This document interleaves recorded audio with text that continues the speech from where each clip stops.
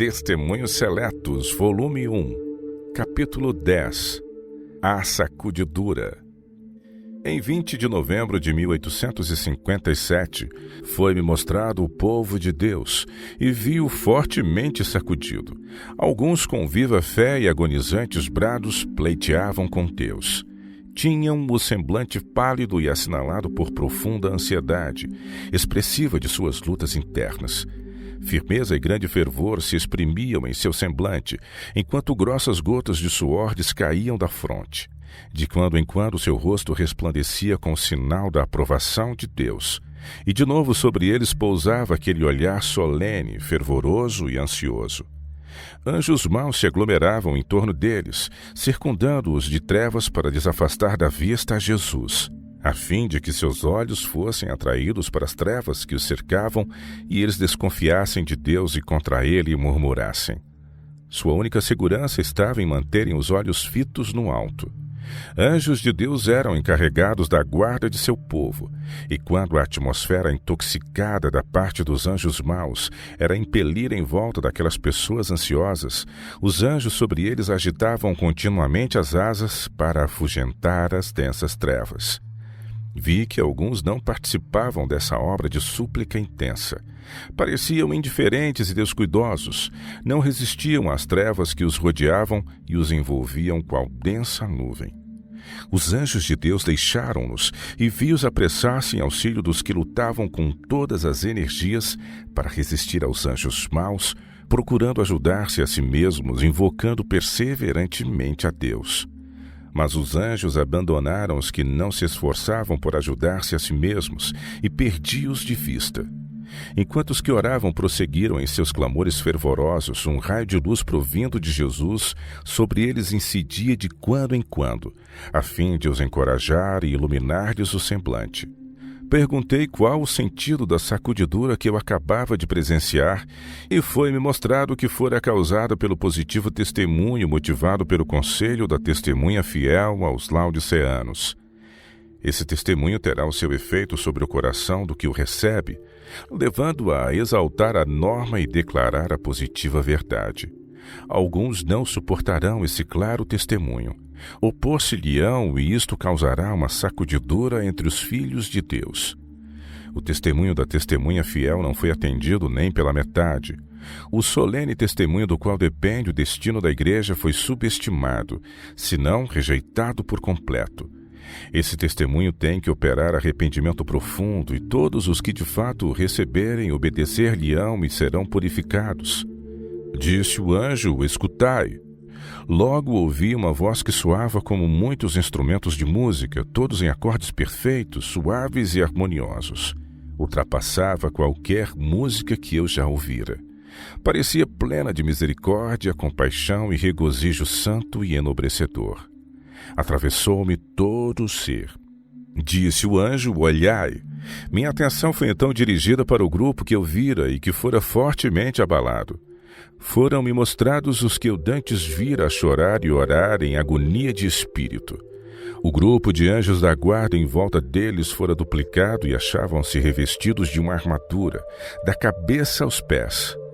Moviam-se em rigorosa ordem, firmes como um batalhão de soldados. Seu semblante exprimia o árduo conflito que haviam suportado, a difícil luta que atravessaram.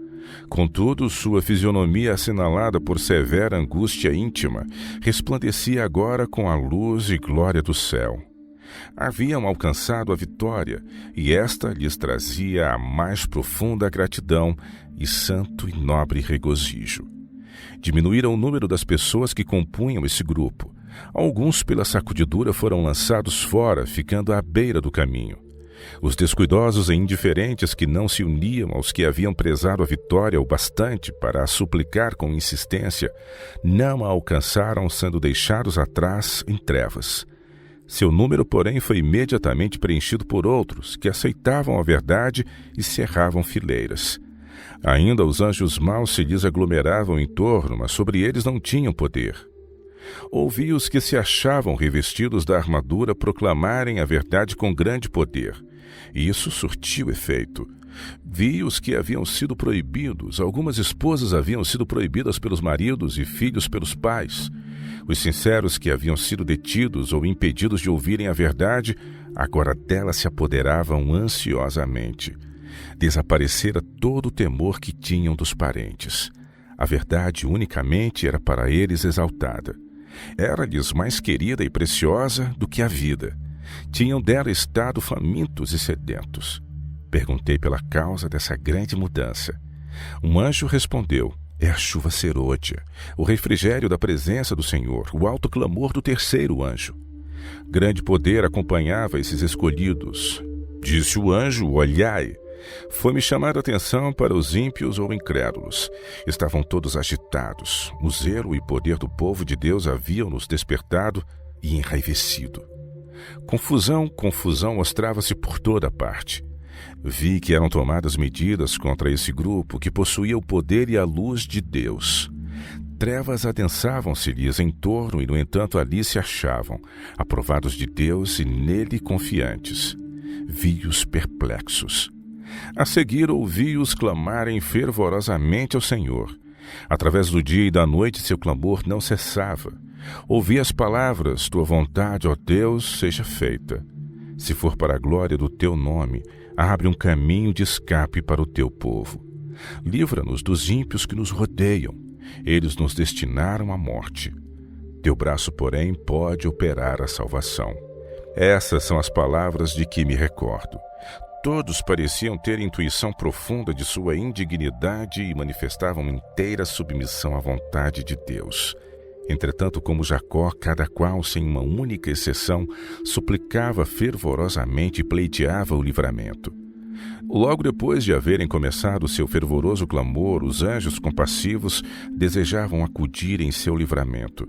Mas um anjo alto e majestoso não lhe o permitiu. Disse ele: a vontade de Deus não se cumpriu ainda. Eles têm que sorver a taça. Têm que ser batizados com o batismo. Logo ouvi a voz de Deus que abalou céus e terra. Houve grande terremoto. Edifícios ruíram por todos os lados.